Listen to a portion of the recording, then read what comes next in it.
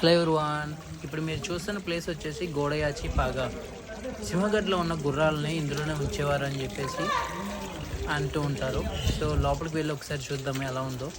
ఇవి మొత్తం ఒక కేవ్స్ లాగా ఉన్నాయి. సో చూశారు కదా మొత్తం చుట్టూరు గ్రీనరీ ఎలా ఉందో.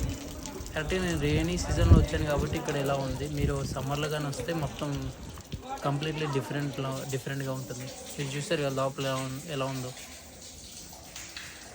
మొత్తం అంతా రాయి, కాకపోతే టెంపరేచర్ వచ్చేసి చాలా చల్లగా ఉంది ఇక్కడ.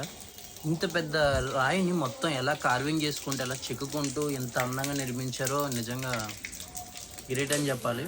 మీరు నా వెనకాల పిల్లర్స్ కూడా చూడొచ్చు. వాటిని కూడా రాయిని మొత్తం ఎలా చెక్కుకుంటూ పిల్లర్స్ కింద ఎలా నిర్మించారో.